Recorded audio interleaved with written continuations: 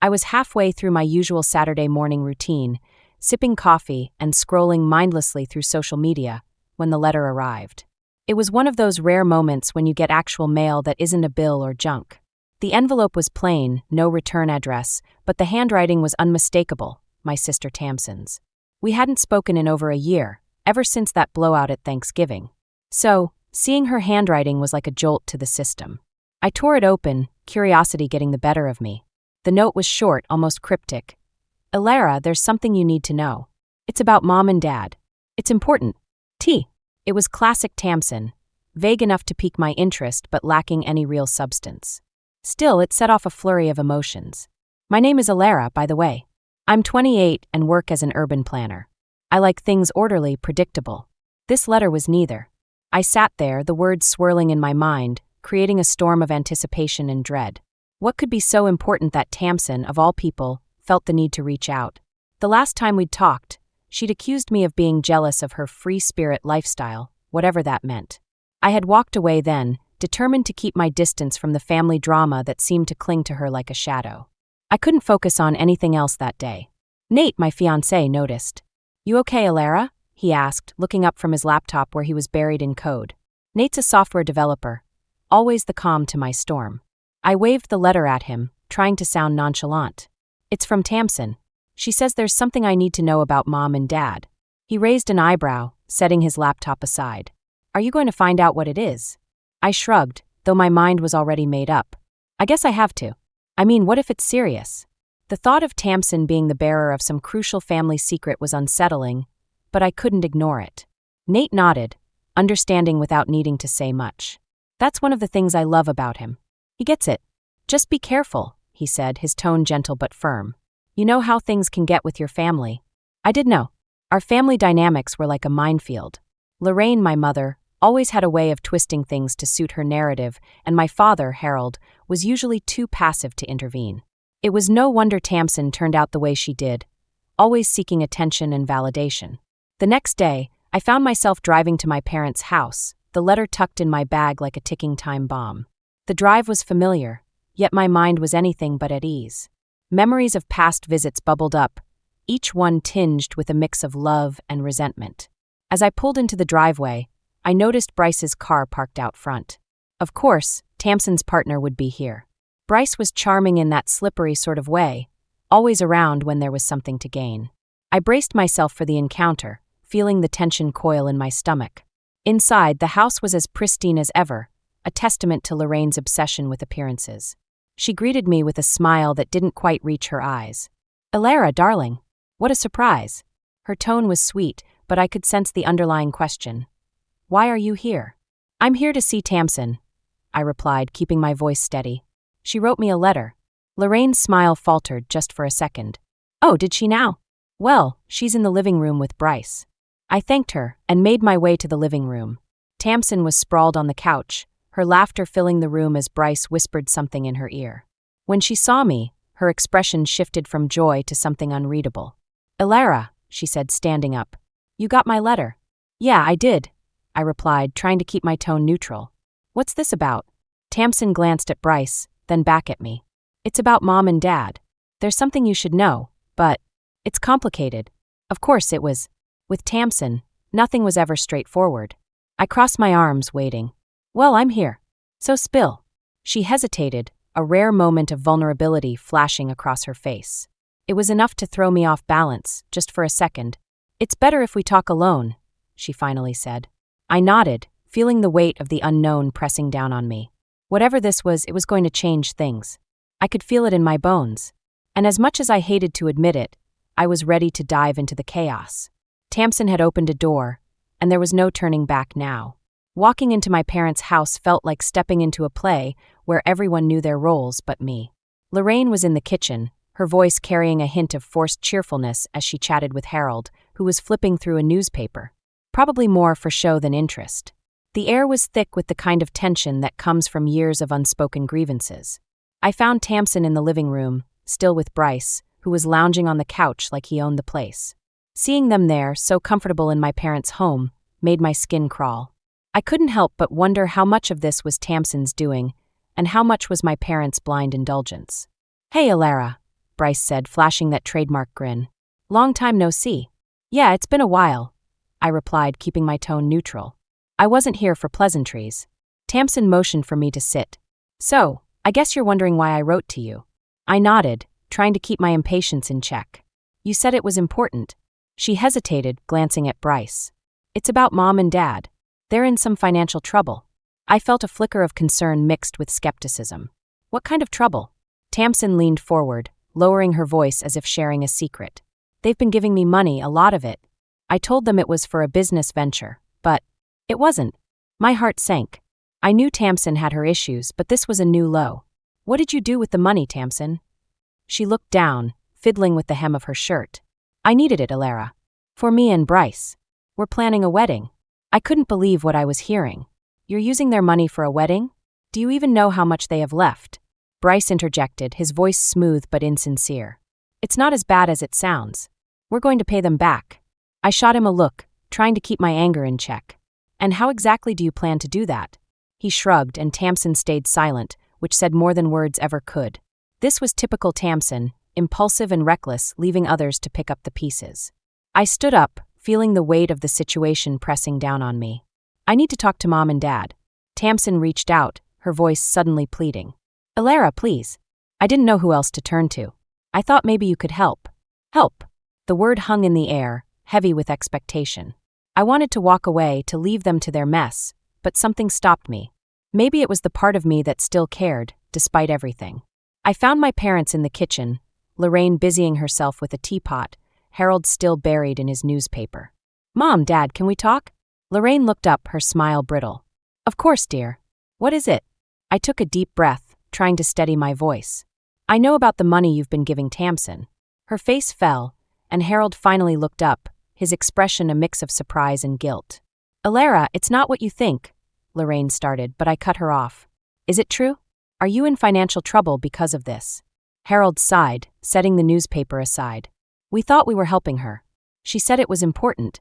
Important, I repeated, my voice rising. She's using it for a wedding, not a business. Lorraine's eyes widened, a flicker of panic crossing her features. A wedding? She told us. She lied, I said, feeling a surge of frustration. You can't keep enabling her like this. Harold rubbed his temples, looking older than his years. We just wanted to support her, Alara. She's our daughter. And so am I. I snapped, the words out before I could stop them. But you don't see me asking for handouts. Lorraine's face crumpled, her voice a whisper. We didn't know. I took a step back, the reality of the situation settling in. This wasn't just about money. It was about trust, about fairness, about the years of imbalance that had led us here. I turned to leave, needing air, needing space to think. As I walked out, I heard Lorraine call after me, her voice tinged with desperation. Alara, wait. But I didn't stop. I couldn't. Not until I figured out what to do next. As I stepped outside, the cool air hit my face, and I realized that this was just the beginning. Tamsin had opened a door, and now it was up to me to decide whether to close it or walk through. I spent the drive back home replaying the conversation with my parents over and over in my head. I was angry, not just at Tamsin but at the whole situation. It felt like I was the only one who saw the iceberg looming ahead, while everyone else was busy rearranging deck chairs. When I got home, Nate was waiting for me, his expression a mix of concern and curiosity. How did it go? He asked, setting aside his laptop. I dropped my bag on the floor, feeling the weight of the day settle on my shoulders. It's a mess, Nate. Tamsin's been lying to Mom and Dad, taking money for her wedding. He frowned, leaning back on the couch. And they had no idea? I shook my head, frustration bubbling up. They believed her when she said it was for a business. Now they're in financial trouble, and she doesn't even seem to care. Nate reached for my hand, his touch grounding me. What are you going to do? I don't know, I admitted, feeling a knot of helplessness tighten in my chest. I want to help them, but I can't keep cleaning up her messes. He nodded, understanding. Maybe it's time they see the truth for themselves. Sometimes people need to face the consequences to change. His words lingered in my mind long after he said them. Maybe he was right. Maybe it was time for my parents to see Tamsin for who she really was. But how could I make that happen without tearing the family apart? The next day, I decided to confront Tamsin directly. I needed to know why she thought it was okay to put our parents in such a precarious position. I called her, asking her to meet me at a nearby cafe. She agreed, though her voice held a note of reluctance. When she arrived, she looked as if she hadn't slept. Her usual carefree demeanor was replaced with something more guarded. "Thanks for meeting me," she said, sliding into the seat across from me. I nodded, cutting straight to the point. "Tamsin, why? Why lie to them?" She sighed, rubbing her temples. "I didn't mean for it to get this far. I needed the money, and they always help me out. But this is different," I insisted, trying to keep my voice steady. "They're struggling, and you're planning a wedding with their money." Her eyes met mine, a flicker of defiance mixed with something else. Fear, maybe. "It's not just about the money, Alara. It's about proving I can have something good, something real." I leaned back, trying to process her words. "But at what cost? You're risking everything." Tamsin looked away, her hands twisting in her lap. "I know, okay? I know I messed up. But I can't back out now. Bryce is counting on me." Bryce. His name was like a trigger, reminding me of his role in all this. "And what about you? What do you want?" She hesitated, and for a moment, I saw the little sister I used to know, the one who looked up to me, who wanted to be seen. "I just want to be happy, Alara." Her vulnerability caught me off guard, and I felt my resolve waver. But I couldn't let that distract me from the truth. "You need to come clean, Tamsin. They deserve to know the truth." She nodded, a small, resigned gesture. "I know. I will. Just give me some time." As I left the cafe, I realized that this was bigger than just a financial issue. It was about trust, about the twisted dynamics that had shaped our family. I had to find a way to help my parents see that, to protect them from further harm. Back at home, I found myself pacing, my mind racing with possibilities. Maybe I could gather proof, something undeniable that would force Tamsin to admit the truth. But how? Then it hit me, Bryce. If I could show my parents what kind of person he was, maybe they'd start questioning everything else. It was a risky plan, but it felt like my only option. I sat down with Nate, outlining my thoughts. He listened, his expression thoughtful. "It sounds like a good plan, but be careful. Bryce isn't going to just let you expose him." I nodded, feeling a mix of determination and apprehension. "I know, but I can't just stand by and do nothing." With Nate's support, I felt a renewed sense of purpose. This wasn't just about exposing Tamsin's lies, it was about saving my family from themselves. And I was ready to do whatever it took to make that happen. The next few days were a blur of planning and strategizing. Nate and I spent our evenings going over everything we knew about Bryce, trying to find a chink in his armor. It was like piecing together a puzzle with missing pieces, but I was determined to make it work. One evening, as we sifted through social media profiles and old messages, Nate paused, his expression thoughtful. I heard Bryce mentioning something about a failed business deal a while back. Maybe there's something there." I looked up, intrigued. "A failed deal? That could be a lead. If he's in financial trouble, it might explain why he's so eager to marry Tamsin."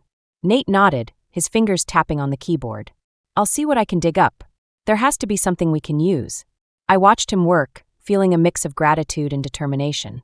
This wasn't just about exposing Bryce, it was about protecting my family, even if they didn't realize they needed saving. The next day, I decided to visit my parents again. I needed to gauge their understanding of the situation and see if there was any way to open their eyes to the truth. As I walked up the path to their house, I noticed Tamsin's car parked outside. My heart sank. This wasn't going to be easy. Inside, I found Lorraine and Harold in the living room, Tamsin sitting between them. The air was tense, like the calm before a storm. Lorraine looked up, her smile strained. "Alara, what brings you here?" I took a deep breath, trying to keep my voice steady. "I wanted to talk about Tamsin's wedding plans." Tamsin shifted uncomfortably, her gaze fixed on the floor. Harold looked between us, his expression a mix of confusion and concern. "Is there something we should know?" I hesitated, choosing my words carefully. "I think it's important you understand the full picture. Tamsin, maybe you should tell them." She glanced at me, a flicker of defiance crossing her face. I was going to Alara. I just needed more time. Lorraine's eyes narrowed, suspicion creeping into her voice. "What is this about, Tamsin?" Tamsin sighed, her shoulders slumping. "I've been using the money for the wedding, not a business. I didn't want to disappoint you." The room fell silent, the weight of her confession hanging in the air. Harold's face fell, a mixture of disappointment and hurt. "Tamsin, why didn't you just tell us?" "I thought I could handle it," she replied, her voice small. "I didn't want you to worry." Lorraine's expression softened, a hint of understanding in her eyes. "We would have helped you no matter what."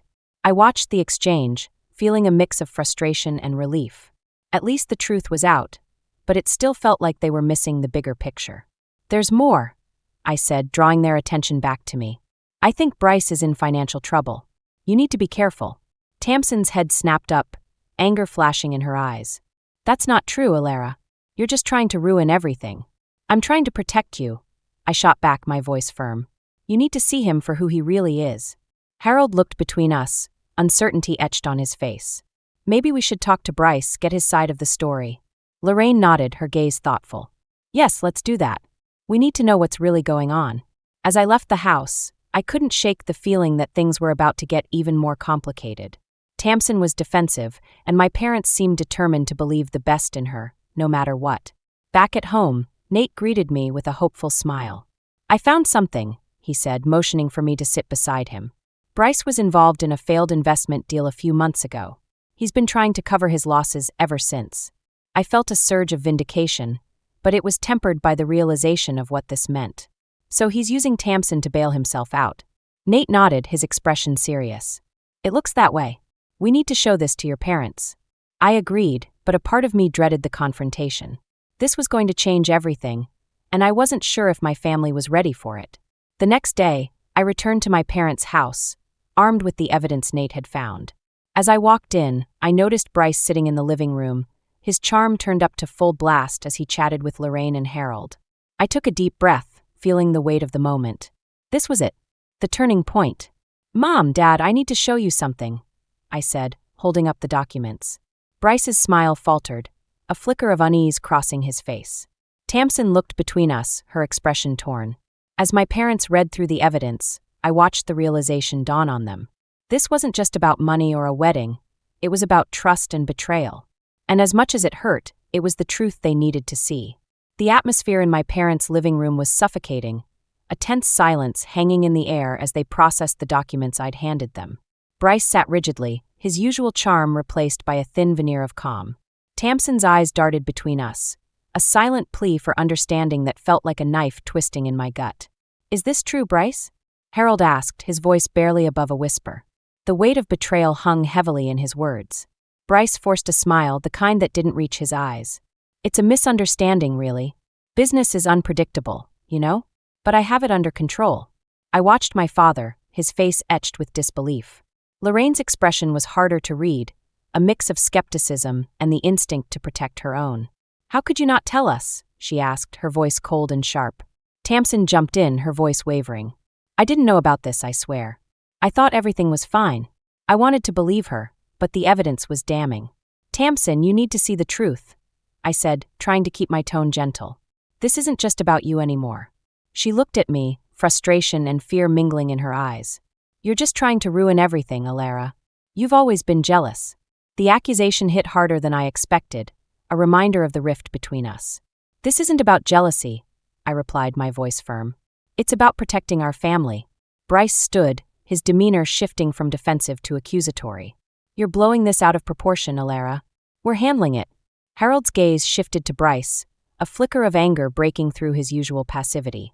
"Handling it? By lying to us." Bryce opened his mouth to respond, but Lorraine cut him off, her voice icy. "I think you should leave, Bryce.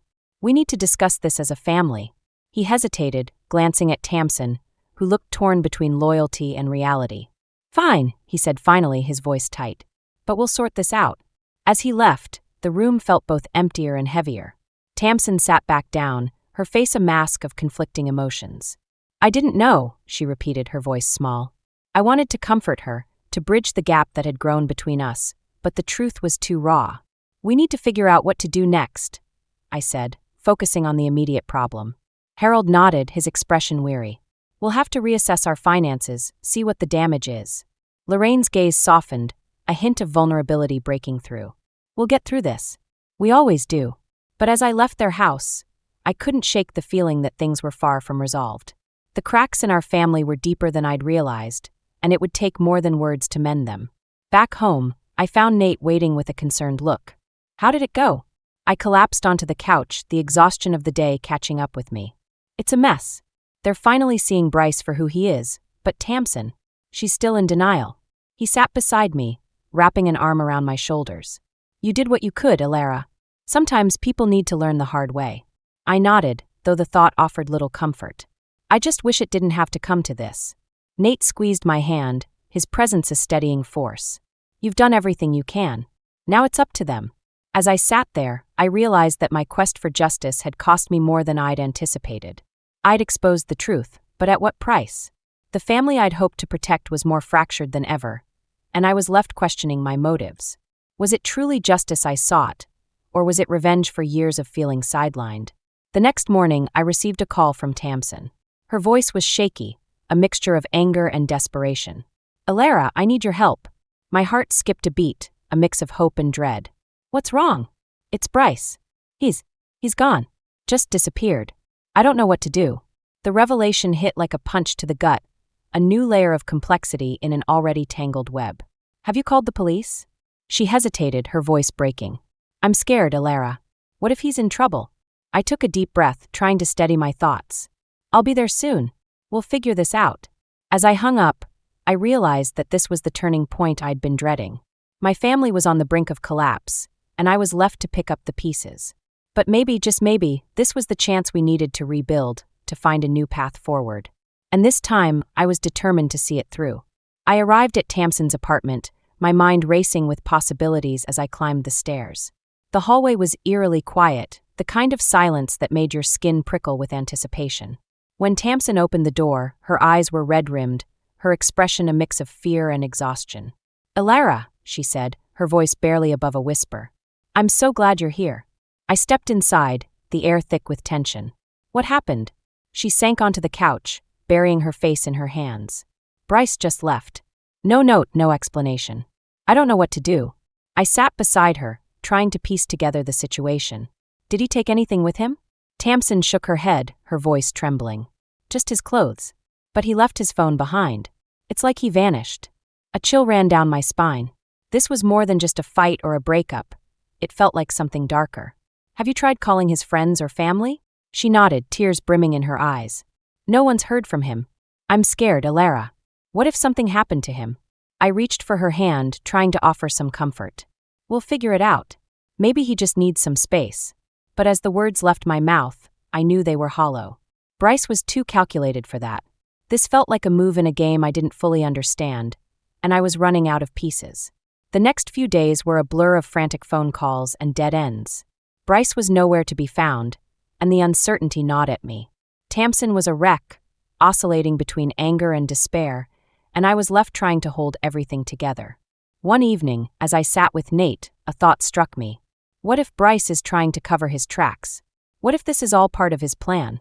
Nate looked up from his laptop, his expression thoughtful. It's possible. If he's in deeper trouble than we thought, disappearing might be his way of escaping. The idea made my stomach churn. But why leave Tamsin in the dark? She's just as much a victim in all this. Nate shrugged, his eyes meeting mine. Maybe he thinks she'll be safer if she doesn't know. It was a grim thought, but it made a twisted kind of sense. Bryce was always looking out for himself, and if he thought leaving would protect Tamsin, it might have been his only option. The realization left me feeling more helpless than ever. I wanted to protect my sister, to shield her from the fallout of her choices, but I was running out of options.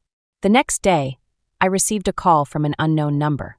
My heart skipped a beat as I answered, hoping for some news about Bryce. But the voice on the other end was unfamiliar, a woman's voice, cold and businesslike.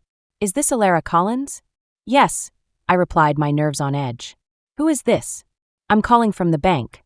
We need to discuss the outstanding debts associated with Bryce Miller. The words hit like a punch to the gut. I'm sorry, what? The woman continued, her tone matter of fact. Bryce Miller has substantial debts, and your name is linked to several of them.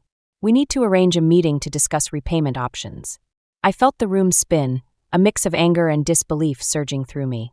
I had no idea. How is that possible? Your sister, Tamsin Collins, co-signed several loans with Mr. Miller. As her closest relative, we assumed you might be able to assist. I hung up, my mind reeling. This was the final twist, the complication that made everything feel impossibly bleak. Bryce hadn't just left, he'd left a trail of destruction, and now it was up to me to pick up the pieces. When I told Tamsin, her reaction was a mix of shock and guilt. I didn't know Alara. I swear. I thought I was helping him. I wanted to be angry, to blame her for her naivety, but all I felt was a deep, aching sadness. "We'll figure it out," I said, though the words felt like a lie. As I sat in my apartment that night, the weight of the situation pressed down on me. My quest for justice had turned into a nightmare, and I was left questioning everything. Was revenge worth the cost? Was protecting my family even possible when they seemed determined to self-destruct? But as I looked at Nate, his unwavering support a beacon in the chaos, I realized that maybe, just maybe, there was still hope. We'd faced the worst, and now it was time to rebuild. Not just for my family, but for myself. And this time, I was determined to see it through no matter the cost. The day of reckoning arrived sooner than I expected. Tamsin had called a family meeting, insisting it was time to face everything head-on. The air was electric with tension as we gathered in my parents' living room, each of us bracing for what was to come. Lorraine sat rigidly in her chair, her eyes flicking between Tamsin and me, searching for answers in our expressions. Harold stood by the window, his back to us, as if the view might offer some escape from the confrontation looming over us. Tamsin took a deep breath, her hands clasped tightly in her lap. "I've asked you all here because I need to come clean," she began, her voice steady but tinged with vulnerability. I watched her, a mix of pride and apprehension swirling in my chest. This was it, the moment we'd all been avoiding, and yet it was the only way forward. "I've made mistakes," Tamsin continued, her gaze meeting each of ours in turn.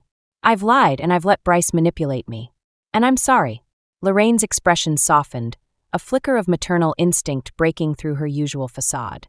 "Tamsin, why didn't you come to us sooner?" Tamsin shook her head, tears brimming in her eyes. "I was scared of disappointing you, of losing everything." Harold turned from the window, his voice gentle but firm. "We're your family, Tamsin. We're supposed to help each other." I felt a surge of emotion, the weight of years of resentment and misunderstanding pressing down on me. This was my chance to finally speak my truth. "It's not just about helping," I said, my voice steady but charged with emotion. "It's about being honest with each other, about facing the truth, no matter how hard it is." Tamsin nodded, her gaze locked on mine. "I know, and I'm ready to do that if you'll give me the chance." The room fell silent, the air thick with the weight of unspoken words. Lorraine looked at me, her eyes searching for something, maybe forgiveness, maybe understanding. "Ilara, what do you think?"